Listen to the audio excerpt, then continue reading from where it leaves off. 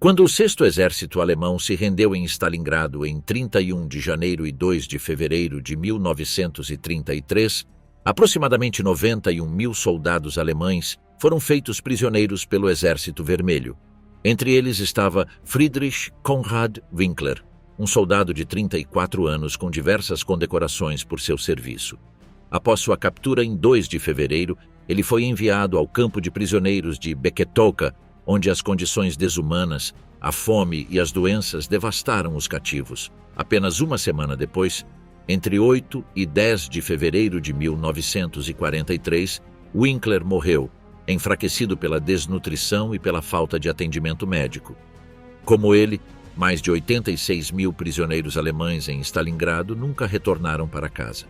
Muitos pereceram nos campos soviéticos nos primeiros meses, e seus corpos nunca foram recuperados. Suas famílias ficaram na incerteza, sem saber onde ou como morreram. Os soldados que deram suas vidas pela Alemanha e pelo Führer foram esquecidos na cativeiro soviético. Milhares morreram em campos de prisioneiros, sem reconhecimento ou retorno à sua terra natal. O que aconteceu com os alemães capturados na Frente Oriental? Não é segredo que a Frente Oriental, a invasão da União Soviética, foi a ruína da Alemanha nazista. Nada poderia ter preparado Hitler para o que encontrou na Frente Oriental. O inverno rigoroso, a disciplina soviética e a feroz atividade dos guerrilheiros tornaram qualquer avanço em direção a Moscou um verdadeiro tormento. Milhares de soldados nazistas morreram de fome, frio e devido aos muitos confrontos e armadilhas colocadas pelos guerrilheiros soviéticos. Mas mesmo essas mortes tornaram-se preferíveis ao destino reservado aos alemães capturados pelos soviéticos. Esses homens e mulheres soviéticos buscavam vingar as atrocidades cometidas pelos alemães durante a invasão da União Soviética, uma campanha que chamaram de Operação Barbarossa. Durante toda a Operação Barbarossa, Hitler ordenou que seus soldados exterminassem todos os chamados bolcheviques e qualquer um que pudesse ser considerado aliado ou cúmplice deles. Para o exército alemão, a ordem era clara: todos os povos eslavos deveriam ser eliminados. A guerra travada pela Alemanha contra a União Soviética foi uma guerra de extermínio, ao contrário do tratamento dispensado aos franceses na frente ocidental. Além disso, Hitler ordenou que, em sua retirada, os soldados nazistas aplicassem a tática da terra arrasada. Com essas ordens, os soldados nazistas massacraram vilarejos inteiros e destruíram cidades, deixando apenas morte e destruição em seu caminho. Mas quando o Exército Vermelho começou a retaliar, todas as ações alemãs rapidamente voltaram para assombrá-los.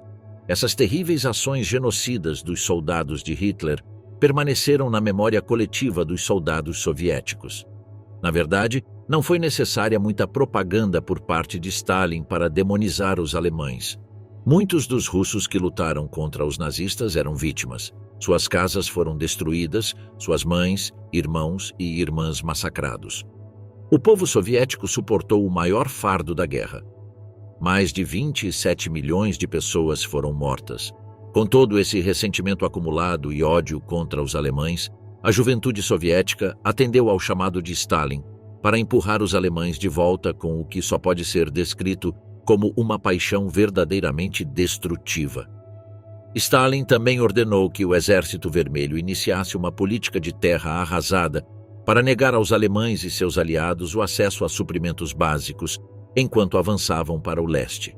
Para cumprir essa ordem foram formados batalhões de destruição nas áreas de linha de frente, que tinham autoridade para executar sumariamente qualquer pessoa suspeita.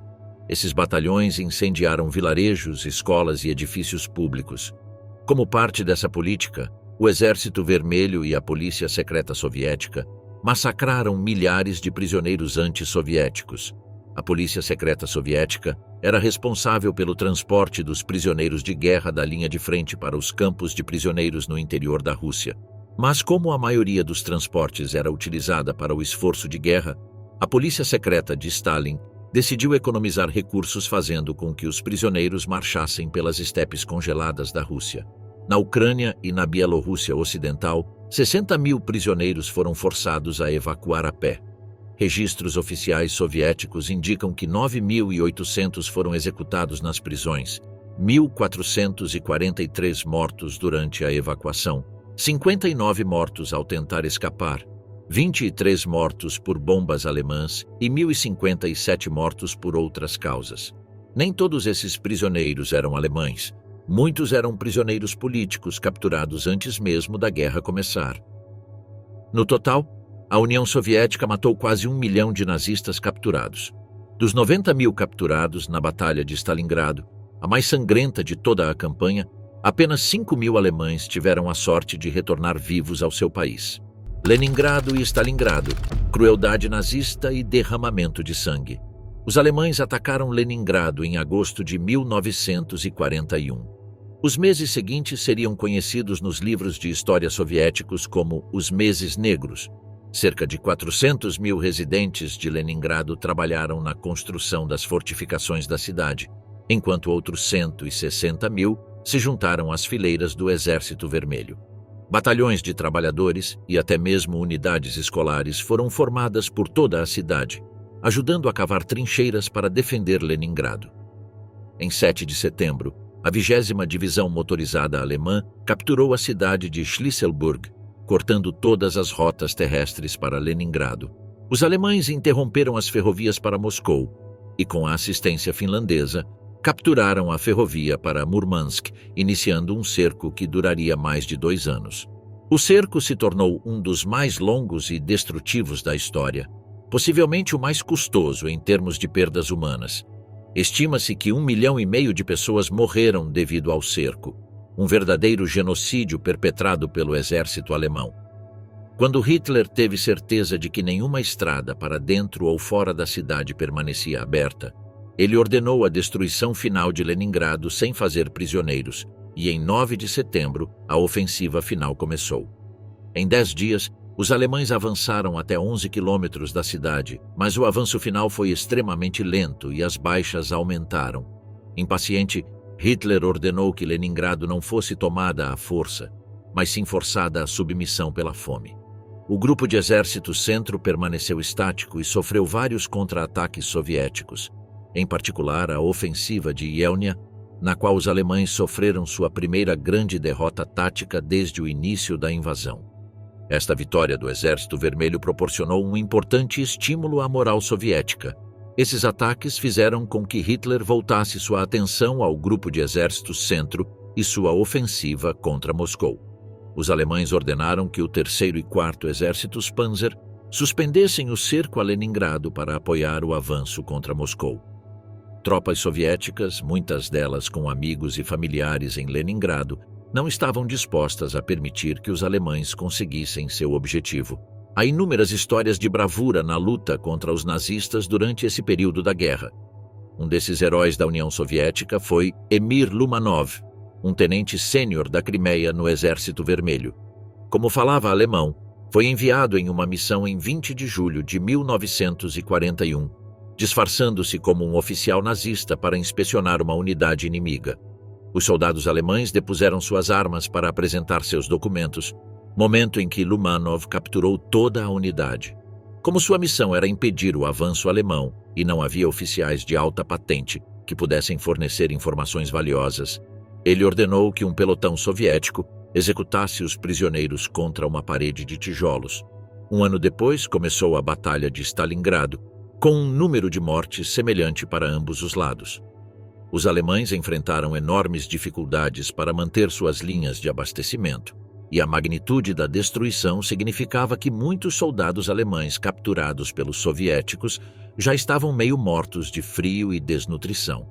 A situação se agravou quando os prisioneiros foram forçados a marchar por dias até o ponto ferroviário mais próximo e depois transportados para campos de coleta, que eram pouco mais do que cercados. O atendimento médico era mínimo, as condições sanitárias eram inexistentes e o aquecimento impossível. Entre 3 de fevereiro e 10 de junho de 1943, metade dos 27 mil internos nos campos morreu. Dos 110 mil soldados do 6º Exército Alemão, capturados nos estágios iniciais da Batalha de Stalingrado, apenas 90 mil chegaram até os campos de coleta, e 75% deles morreram no inverno de 1943. Estimativas assustadoras indicam que, de todos os alemães capturados em 1941 e 1942, aproximadamente 95% não sobreviveram até o final da guerra. No início de 1943, a Batalha de Stalingrado chegou ao fim, e mais alemães caíram nas mãos dos soviéticos. No entanto, devido ao cerco prolongado e aos invernos rigorosos, estavam em condição ainda pior do que os prisioneiros anteriores. Capturados pelo Exército Vermelho, frequentemente eram saqueados de seus relógios, anéis, roupas, cintos de couro e botas sob a mira de armas, e seus dedos eram cortados quando os anéis não podiam ser removidos. Dos pontos de coleta, foram transferidos para campos próximos, mas estes eram novamente pouco mais do que cercados. As marchas até os campos cobraram muitas vidas. As condições eram terríveis, e muitos morreram durante as marchas ou simplesmente devido à exposição ao frio extremo, com temperaturas de até menos 50 graus Celsius à noite. O tifo era quase endêmico. A comida escassa e as deficiências vitamínicas eram comuns entre os que sobreviveram tempo suficiente, mas as taxas de mortalidade eram extremamente altas. O que aconteceu com as mulheres alemãs nas mãos dos aliados? 140 mil mulheres alemãs estavam ligadas às Forças Armadas quando a guerra estourou em 1939. Destas, 50 mil trabalhavam como funcionárias administrativas e outras 90 mil como auxiliares. Em 1944, o número havia crescido para 300 mil. Atuando sob a lei militar, seus papéis expandiram-se constantemente, e elas podiam ser encontradas não apenas dentro da Alemanha, mas também na Polônia, Belarus, nos Estados Bálticos, na França ocupada, na Iugoslávia e na Grécia. Isso incluía 8 mil mulheres trabalhando em comunicações e 12.500 anexadas ao exército no campo de batalha. Além disso, havia aproximadamente 130 mil mulheres na Luftwaffe, também em grande parte em funções administrativas e auxiliares, mas que foram cada vez mais empregadas na operação de baterias antiaéreas. Em princípio, portanto, seria incomum encontrar mulheres alemãs na linha de frente, muito menos capturá-las como prisioneiras de guerra. No entanto, à medida que o regime se tornava cada vez mais desesperado, mulheres receberam armas curtas para se defenderem, e nos últimos dias da guerra, Hitler criou um batalhão feminino armado. Havia também um número significativo de mulheres pertencentes à Cruz Vermelha Alemã anexadas às Forças Armadas, que, segundo a Convenção de Genebra, tinham direito à proteção. Em geral, a política alemã era evitar que qualquer mulher das Forças Armadas caísse nas mãos do inimigo, e os comandantes locais eram pessoalmente responsáveis por sua segurança diante de um perigo iminente. A partir de 30 de setembro de 1944, todas as mulheres com menos de 21 anos foram ordenadas a deixar os territórios ocupados, depois que algumas unidades femininas foram capturadas na Romênia pelos russos. As mulheres que caíram nas mãos dos aliados foram reunidas da mesma forma que seus colegas do sexo masculino, quando a guerra chegou ao fim.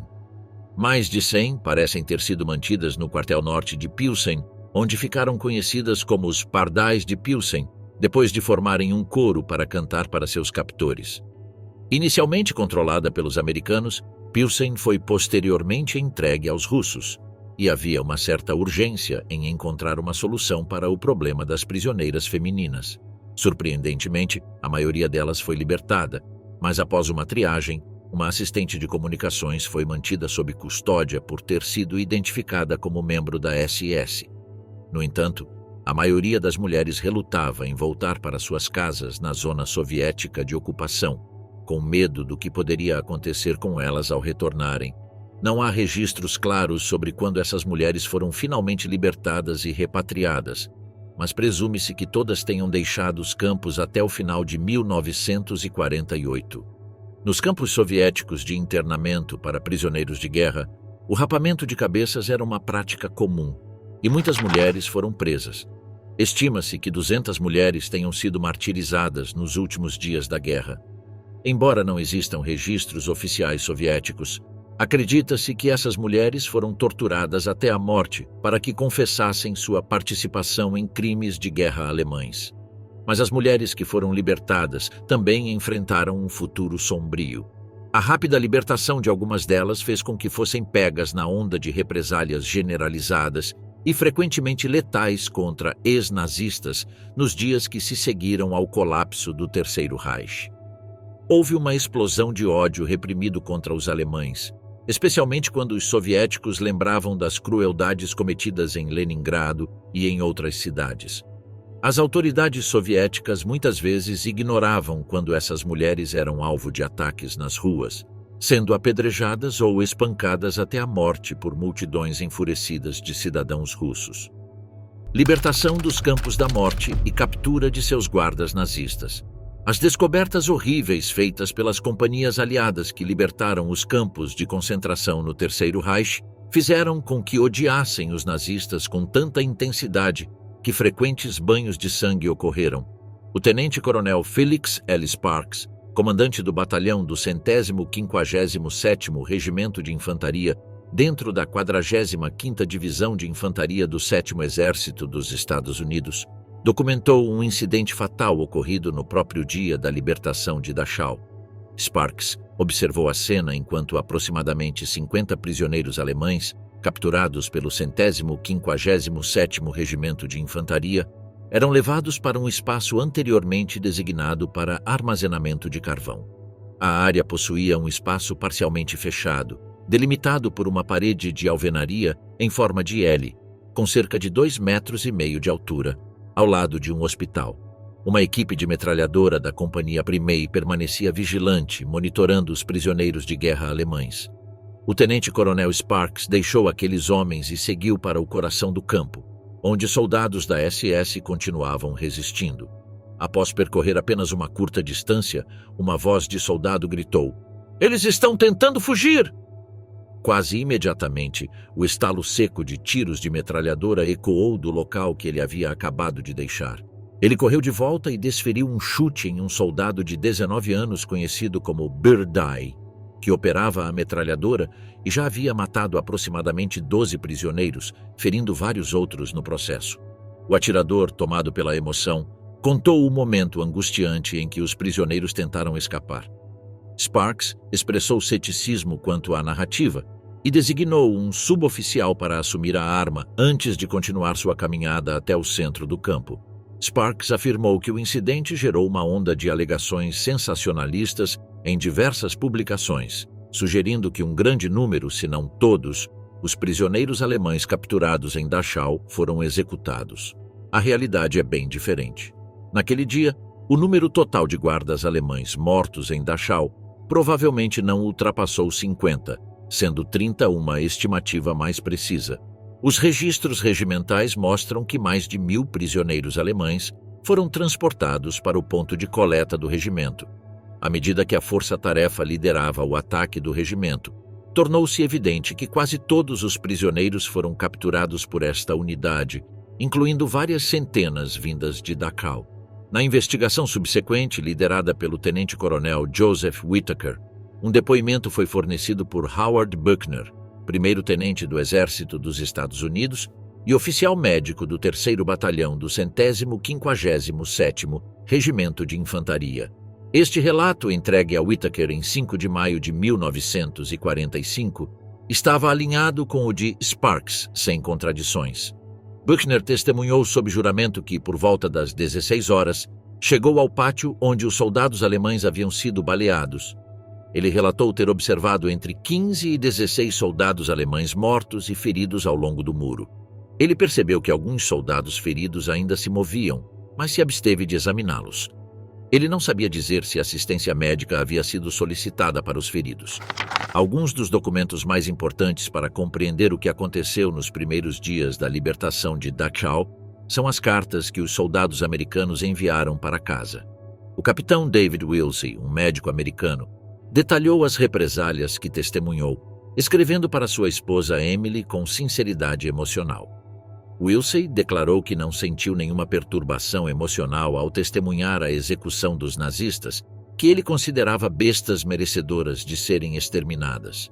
Wilsey afirmou que os guardas nazistas realmente mereciam o que enfrentaram.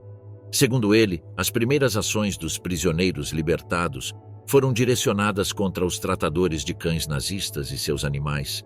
que haviam matado impiedosamente inúmeros detentos. Ele relatou como submeteu soldados da SS à água gelada, enquanto os mantinha em posição de sentido por longos períodos, pouco antes dos libertadores chegarem para executá-los. Outro relato informou que vários nazistas foram capturados e executados sem julgamento, junto com os cães de guarda que os serviam. Relatos também indicam que 16 homens da SS foram executados no pátio de carvão em Dachau. Entre um pequeno grupo e até 25 ou 50 outras pessoas perderam a vida nas mãos dos prisioneiros.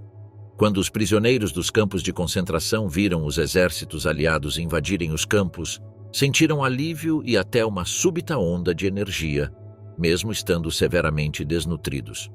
Há relatos de Buchenwald em que os prisioneiros atravessaram as cercas de arame, ergueram os soldados americanos sobre os ombros, enquanto outros capturaram os homens da SS. Quando um oficial da SS empurrou alguns prisioneiros para o lado, a coragem dos detentos emergiu. Eles retaliaram, derrubando o agressor no chão, e tornou-se incerto se ele foi pisoteado até a morte ou se encontrou um fim mais violento. Mas era evidente que vidas foram perdidas. Em outra parte do campo, homens da SS, capos e informantes enfrentaram violência brutal, seus corpos submetidos a golpes incessantes de punhos, bastões e pás. Em um incidente marcante, tropas americanas observaram 2 prisioneiros espancando brutalmente um guarda alemão, usando uma pá como arma. O tenente Bill Walsh estava presente para testemunhar esse evento angustiante. Um soldado viu um prisioneiro pisoteando implacavelmente o rosto de um soldado da SS, deixando-o em um estado de completa destruição. Quando o soldado confrontou o detento, apontando que ele devia carregar muito ódio no coração, o prisioneiro apenas assentiu silenciosamente.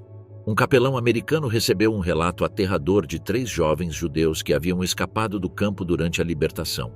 Eles contaram como enfrentaram um dos guardas da SS mais sádicos, encontrando-o escondido em um celeiro e disfarçado de camponês, e depois espancando-o até a morte. Não se sabe quantos guardas nazistas e membros da SS foram mortos por prisioneiros dos campos ou pelos soldados aliados durante a libertação dos inúmeros campos de concentração espalhados pelo território do Terceiro Reich.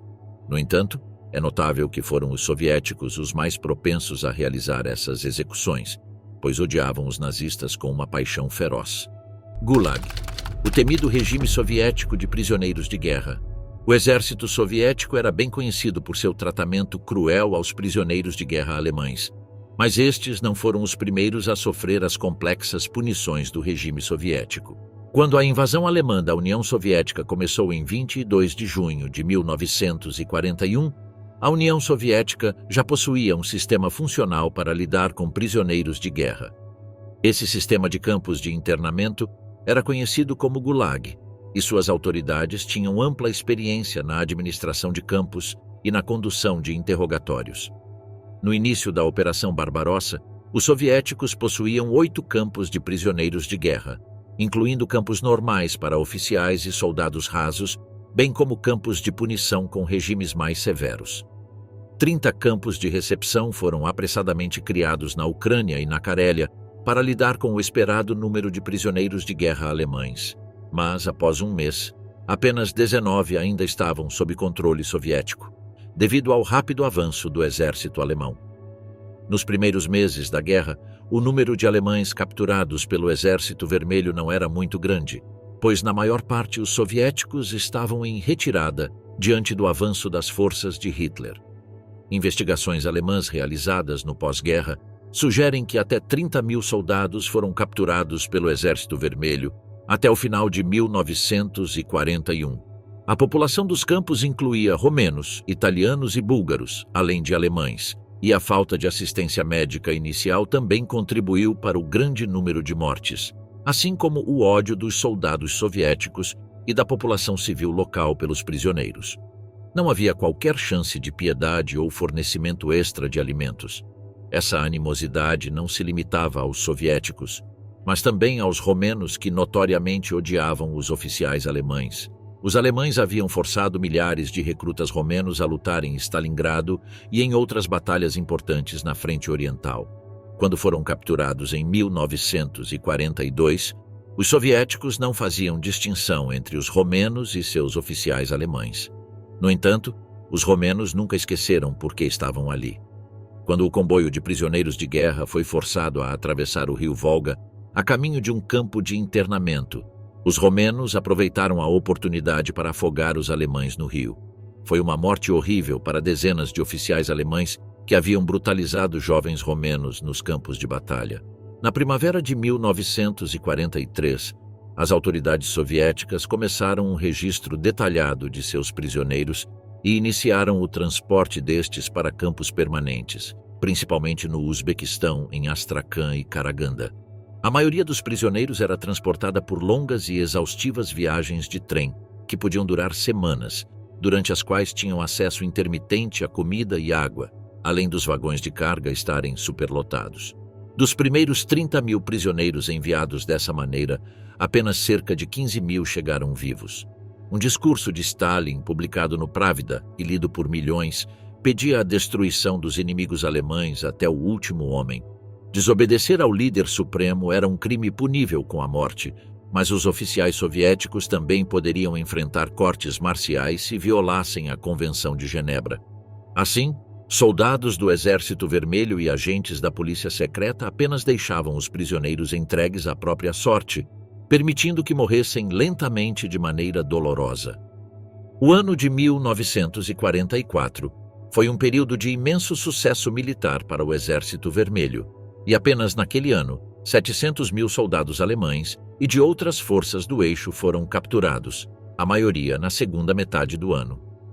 A escassez de espaço nos campos, comida, suprimentos médicos, roupas e transporte era evidente, e o problema foi agravado pelo fato de que os pertences e roupas dos prisioneiros eram saqueados após a captura. Grande número de alemães e outros prisioneiros morreram nos primeiros meses do ano devido ao frio, fome, problemas cardíacos e tifo. Essa situação permaneceu a mesma em 1945, quando o Terceiro Reich colapsou e ainda mais militares alemães e do eixo caíram sob o controle do Exército Vermelho. Os soviéticos não tinham pressa em melhorar as condições de detenção e transporte desses prisioneiros. Calcula-se que, entre 1º de janeiro e 13 de maio de 1945, um total de 2,5 milhões de prisioneiros foram capturados pelo Exército Vermelho em todas as frentes. Apenas cerca de 33% desses prisioneiros ainda estavam vivos 3 anos depois. Revelações assustadoras de um prisioneiro de guerra alemão na Letônia. Talvez a melhor maneira de entender o que esses prisioneiros alemães tiveram que suportar ao caírem nas mãos do inimigo seja por meio de suas histórias individuais. Gottlob Biedermann foi um oficial da 132ª Divisão de Infantaria do Exército Alemão e foi enviado para a Frente Oriental em 1941. Ele participou de batalhas na Crimeia, Sebastopol, Leningrado e na Bolsa da Curlândia.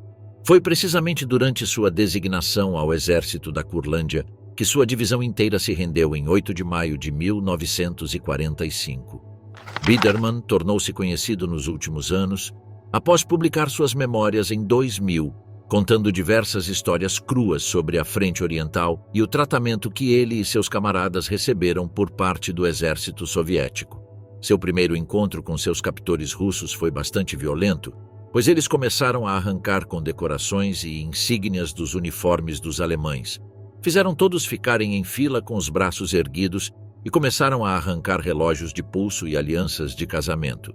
Após isso, os prisioneiros alemães foram forçados a marchar por 3 dias antes de receberem qualquer comida. Então tiveram que recorrer a capim e casca de árvore para tentar saciar a fome. Quando finalmente lhes foi dada alguma comida quente, era apenas um caldo ralo de repolho. Finalmente, foram levados para um campo de detenção em Sloka, na Letônia, onde foram visitados por delegações de uma organização antifascista chamada Comitê Nacional de Oficiais Alemães, que fazia parte do Comitê Nacional para uma Alemanha Livre.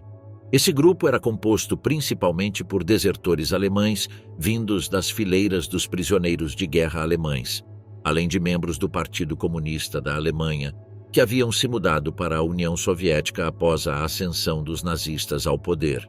Eles tentaram persuadir os prisioneiros capturados dos benefícios do comunismo e garantiram que entregariam pessoalmente qualquer carta que quisessem enviar para casa. Isso provou ser um truque dos soviéticos para obter informações, pois nenhuma das cartas jamais chegou ao seu destino. Em seguida, os guardas do campo fizeram todos os prisioneiros se despirem e verificaram se tinham tatuagens da SS. Ter uma naquela época era uma sentença de morte. Embora Biderman não tenha testemunhado pessoalmente nenhuma execução, ele lembra que os prisioneiros com tatuagens eram separados e depois desapareciam, sem que ninguém nunca mais os visse. Acredita-se que tenham sido executados a sangue frio em algum lugar do campo. Em meados de julho, o campo foi dissolvido e os homens foram dispersos para vários campos de trabalho.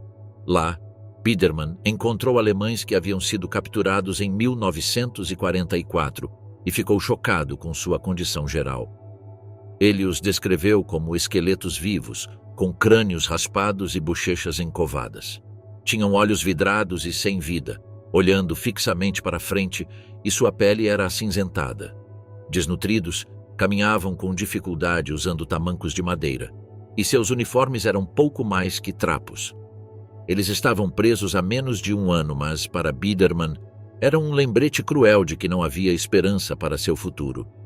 Em 7 de novembro, seus guardas soviéticos disseram a Biderman que a Wehrmacht havia deixado de existir, que as patentes haviam sido abolidas e que ele e seus camaradas agora precisavam trabalhar para pagar os danos causados à URSS pelos fascistas. Não há certeza sobre o número total de cativos feitos pela União Soviética durante o conflito. Análises detalhadas de números alemães e soviéticos apenas mostram discrepâncias entre as fontes. Acredita-se que o total possa ter ultrapassado 1 milhão de pessoas. A maioria dos prisioneiros alemães nas mãos dos soviéticos, incluindo Biderman, foi repatriada ao longo de 1948. Durante seu cativeiro, ele foi transferido entre diferentes campos, da Letônia para a Sibéria e, finalmente, para um campo de trabalhos forçados perto de Gagrilovo, no Cáucaso. Um dia, ele e 50 de seus camaradas foram reunidos e colocados em um vagão de trem. Eles não faziam ideia de seu destino e, a princípio, acreditavam que estavam sendo transferidos novamente. No entanto, perceberam que continuavam viajando para o oeste, o que lhes deu esperanças. Finalmente, após aproximadamente uma semana, chegaram ao destino do trem em Frankfurt do Oder. Lá, foram alinhados e ordenados a colocar todos os seus pertences aos pés. Autoridades alemãs e aliadas examinaram cuidadosamente os pertences de cada prisioneiro. Biderman passou pela inspeção, mas um tenente sênior ao seu lado carregava uma caixa de madeira lacrada. O oficial que inspecionava quebrou o lacre e descobriu que continha uma cruz de ferro. O tenente foi colocado de volta no trem e levado embora, e não retornou à Alemanha até muitos anos depois. Os destinos horríveis dos alemães. Muito depois da guerra, com o sucesso dos desembarques na Normandia no verão de 1944, as autoridades britânicas e americanas enfrentaram um rápido aumento no número de prisioneiros alemães capturados. Isso levantou questões sobre como os prisioneiros existentes e futuros seriam tratados uma vez que a rendição incondicional fosse imposta e as potências aliadas passassem a administrar uma Alemanha derrotada. Essas discussões, assim como o planejamento para a reconstrução política e econômica da Europa continental, começaram já em 1943, e todas essas questões mais amplas impactariam o destino dos prisioneiros alemães capturados pelas potências ocidentais. Nas horas e dias seguintes ao dia D, as forças aliadas lutaram para estabelecer uma posição na França setentrional e foram forçadas a evacuar prisioneiros alemães pelo Canal da Mancha até o Reino Unido. Até aquele momento, a política britânica era evacuar a maioria dos prisioneiros alemães para o Canadá, retendo apenas aqueles que possuíam algum valor estratégico em termos de inteligência. No entanto, um esquema provisório havia começado em janeiro de 1944 para reter alguns alemães cuidadosamente selecionados como força de trabalho. Isso ocorreu devido à crescente demanda por trabalhadores na Grã-Bretanha, com os italianos recebendo incentivos para cooperar e depois sendo realocados para trabalhos não permitidos pela Convenção de Genebra para prisioneiros de guerra. Havia uma iminente escassez de mão de obra agrícola na Grã-Bretanha, que só poderia ser resolvida com o uso de prisioneiros alemães. Isso levou diretamente a uma decisão do Gabinete de Guerra em 12 de julho de 1944, determinando que 17.200 prisioneiros devidamente selecionados poderiam ser usados na agricultura, no fornecimento e no transporte de guerra, desde que fossem mantidos sob guarda permanente e em grupos de no máximo 12 pessoas. A maioria desses prisioneiros foi utilizada para trabalho nas Ilhas Britânicas e nunca retornou à Alemanha. Na União Soviética, a situação dos prisioneiros após a guerra tornou-se ainda mais grave. Devido à extensão da destruição deixada pelos nazistas na USSR, previa-se que o trabalho de reconstrução levaria muito tempo. Stalin já havia declarado várias vezes que, com o fim da guerra, prisioneiros de todos os estados inimigos, independentemente da nacionalidade, poderiam esperar longos períodos de trabalho forçado. Esse aumento na utilização dos prisioneiros na economia soviética já havia sido amplamente divulgado por Moscou nos 2 anos anteriores. Em Teherã, no final de 1943, Stalin mencionou a necessidade de 4 milhões de trabalhadores forçados por muitos anos como forma de reparação. No verão de 1944, esse número já havia aumentado para 5 milhões por um período de 10 anos, uma exigência repetida em reuniões subsequentes das potências aliadas. Uma ordem geral de 16 de dezembro de 1944 decretou que todos os homens alemães entre 17 e 45 anos e todas as mulheres entre 18 e 37 anos, 30 anos nos territórios libertados do sudeste da Europa, que fossem capazes de trabalhar, deveriam ser levados para a USS. Em 2 meses, cerca de 110 mil pessoas já haviam sido identificadas e transportadas, sendo seguidas por mais 100 mil vindas da Alemanha, ocupada nos primeiros meses de 1945. Esse também foi o destino dos prisioneiros alemães nas mãos soviéticas, com apenas cerca de 100 mil sendo isentos por serem muito doentes, velhos ou jovens demais. Os demais foram reunidos em aproximadamente 60 campos na Polônia e no leste da Alemanha, antes de serem transportados para a União Soviética, um processo que foi concluído até o final de outubro de 1945. O trabalho dos prisioneiros também foi enviado para locais estratégicos em outros territórios soberanos onde havia matérias-primas essenciais em jogo, como Yakimov, na Tchecoslováquia, onde foram designados para minerar o urânio necessário para a nova indústria nuclear de Stalin. A princípio, Stalin alegou que planejava manter os prisioneiros pelo tempo necessário para a reconstrução, um trabalho que ele havia calculado levar 15 anos. Na realidade, a URSS libertou a maioria de seus prisioneiros do eixo entre maio de 1945 e o final de 1949, o que ainda foi consideravelmente mais tempo do que a maioria das potências aliadas. A maioria dos prisioneiros libertados eram idosos, doentes ou incapazes de trabalhar por alguma razão. Em 6 de junho de 1945, foi decretado que qualquer futura libertação e repatriação exigiria a aprovação do Politburo e seria baseada em uma série de critérios estabelecidos.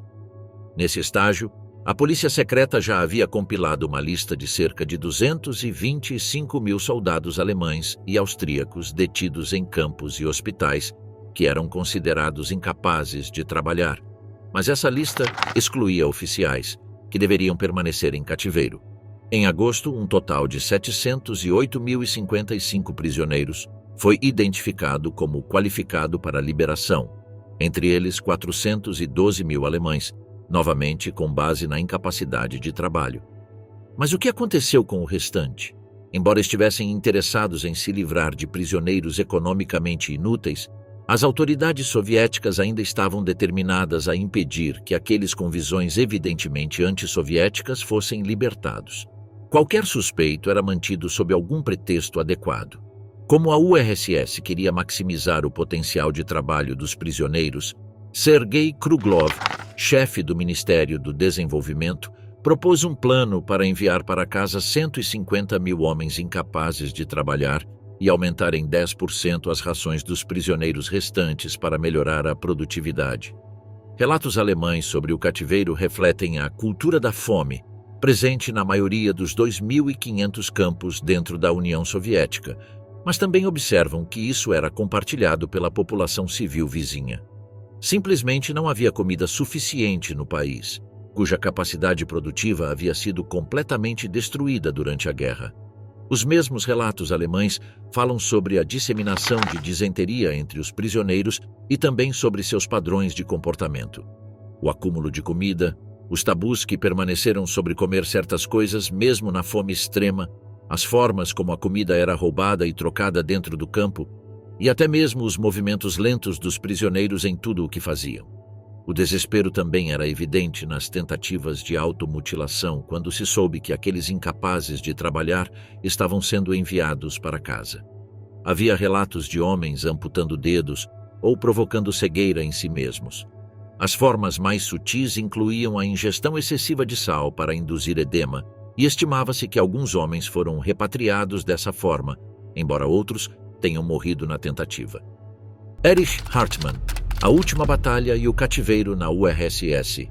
Em 8 de maio de 1945, Erich Hartmann, o maior as da Luftwaffe e o piloto de caça mais bem-sucedido da história, abateu um Yak-7 soviético sobre o que hoje é a República Tcheca. Esse combate ocorreu no mesmo dia em que a Alemanha assinou sua rendição incondicional. Pouco depois, ele recebeu ordens para voar até Dortmund, onde deveria se render aos britânicos. No entanto, outras unidades alemãs foram instruídas a aguardar a chegada das forças soviéticas. Os pilotos soviéticos, ansiosos por vingança contra seus adversários mais formidáveis, representavam uma ameaça significativa para os ases alemães. Em resposta, o alto comando alemão tentou esconder seus pilotos de caça mais excepcionais. Hartmann, no entanto, não conseguiu cumprir esse plano. Em vez disso, ele encharcou seus aviões com combustível e incendiou-os para evitar que caíssem nas mãos inimigas. Eventualmente, tripulações de tanques americanos o capturaram, junto com seus companheiros pilotos.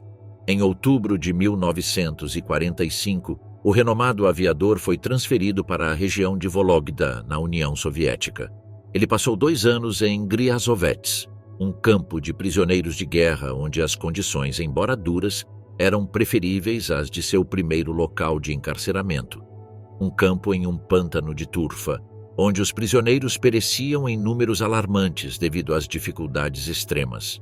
Durante seu cativeiro, Hartmann sofreu punições repetidas em confinamento solitário.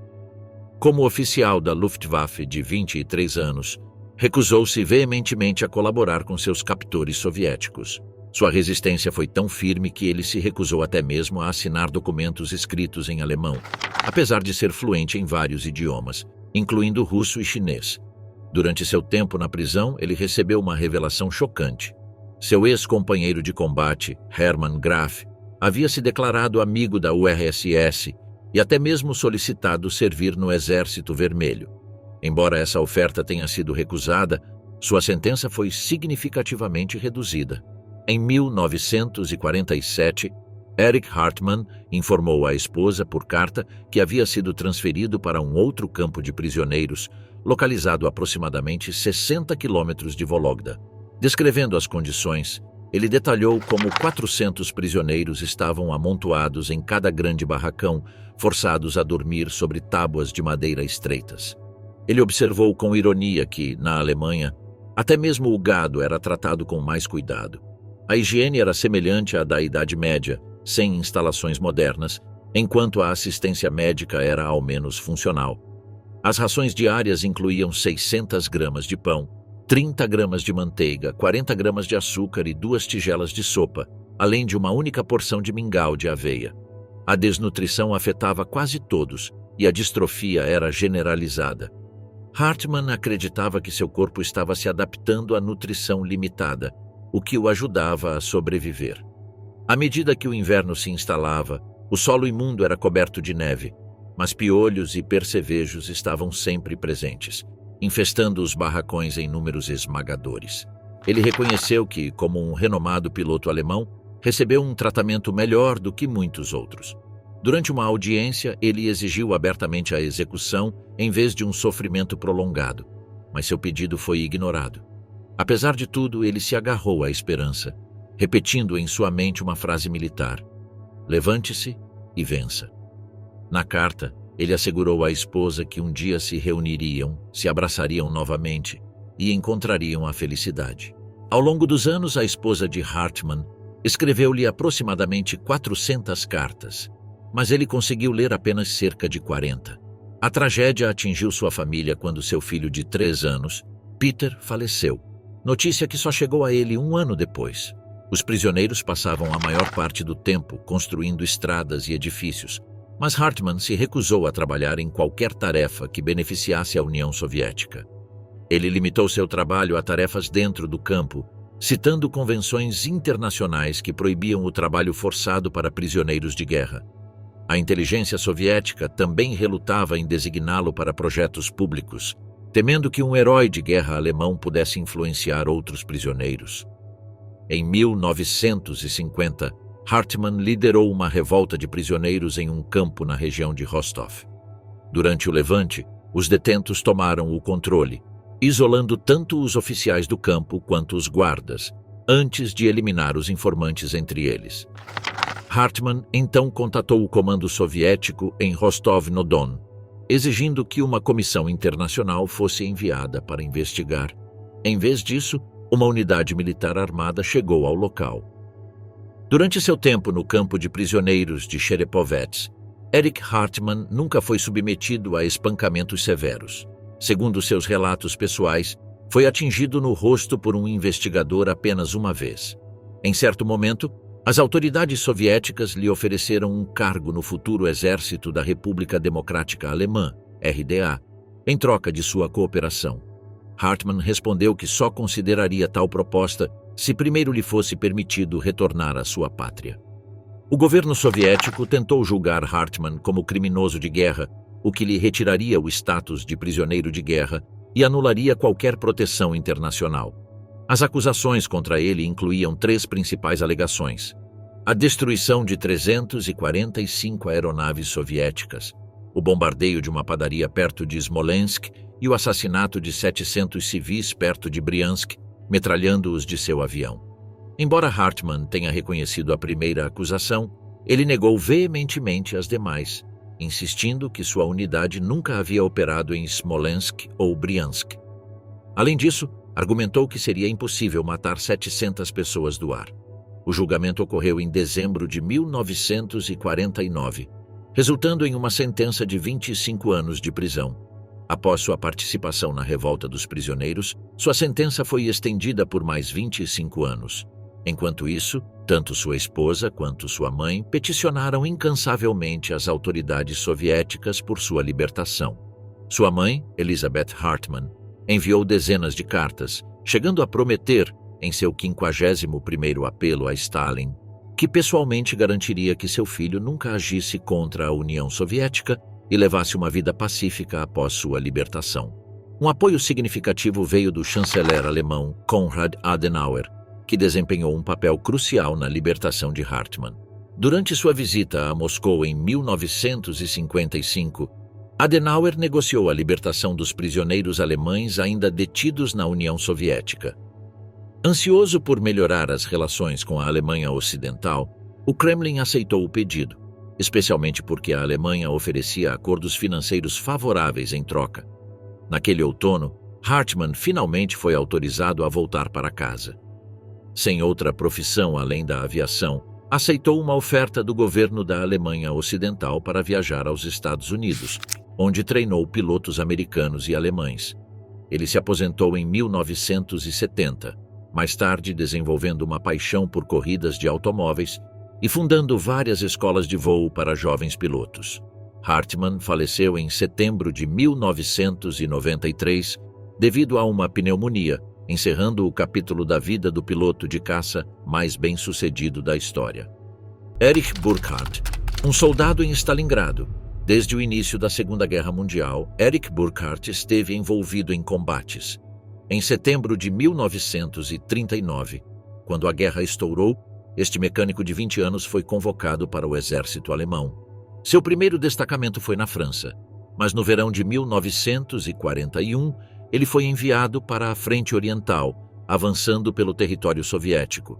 Segundo seu testemunho, no verão de 1942, sua unidade marchou ao lado do 6º Exército da Wehrmacht desde a bacia do Donetsk em direção a Stalingrado. Em 24 de agosto, após sofrer pesadas baixas, chegaram a Kalak. À medida que se aproximavam da cidade, a resistência soviética se tornava cada vez mais feroz. Como ele era um dos poucos com carteira de motorista, Burkhardt foi designado para dirigir o veículo do comandante, mas quando o combustível acabou, teve que continuar a pé. Sua divisão lutou no setor sul de Stalingrado. Quando, em novembro, souberam do cerco soviético, no início riram, mas logo perceberam a gravidade da situação. No Natal, qualquer esperança de fuga havia desaparecido. Em 8 de janeiro de 1943, as forças soviéticas lançaram panfletos prometendo: rendam-se. No cativeiro, vocês terão comida, abrigo adequado, belas mulheres e um retorno rápido para casa.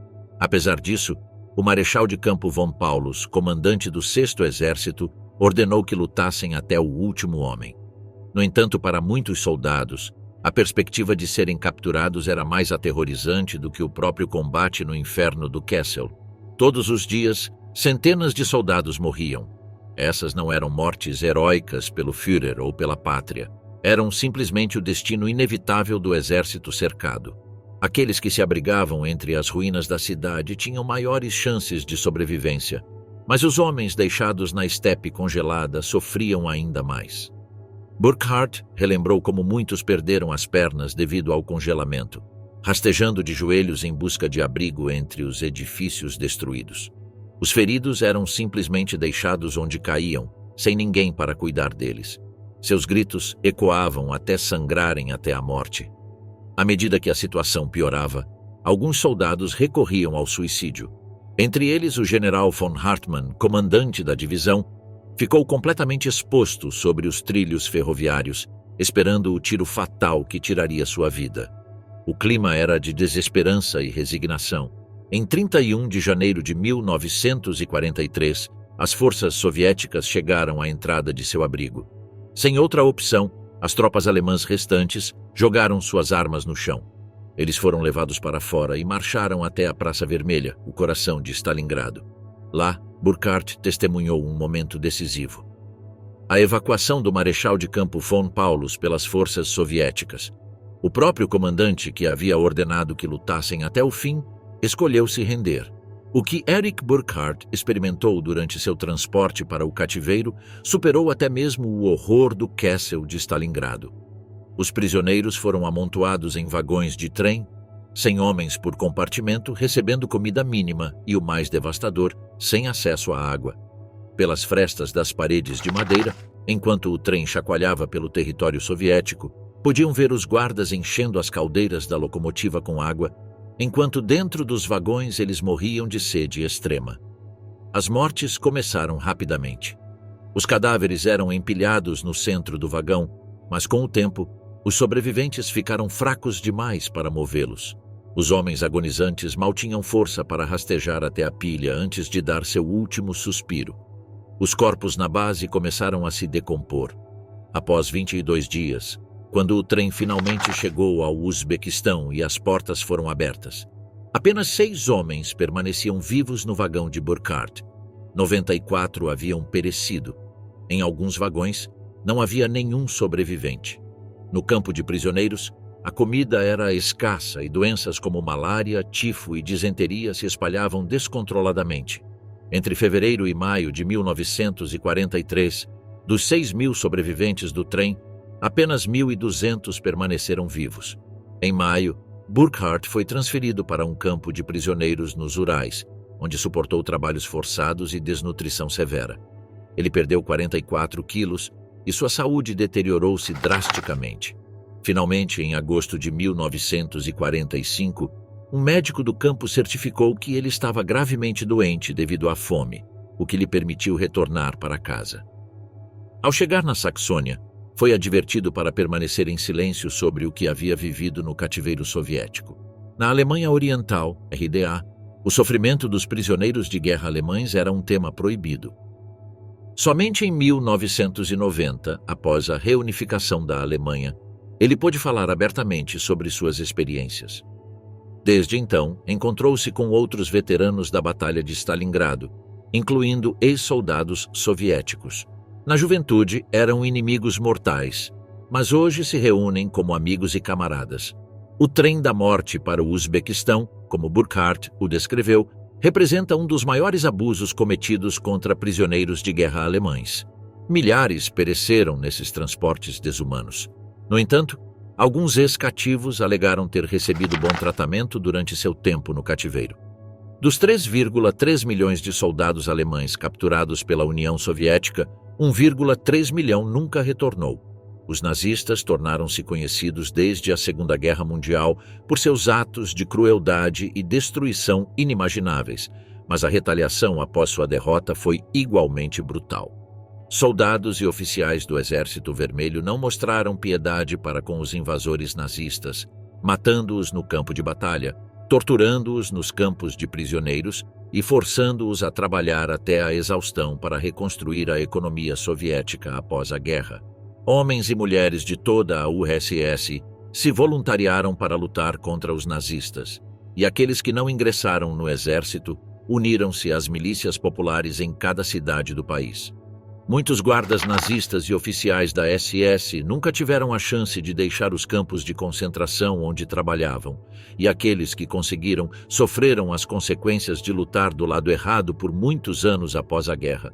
Estas são as histórias dos homens e mulheres do Terceiro Reich que foram capturados pelos exércitos inimigos e nunca mais voltaram para suas casas, encontrando destinos cruéis nas mãos dos vencedores.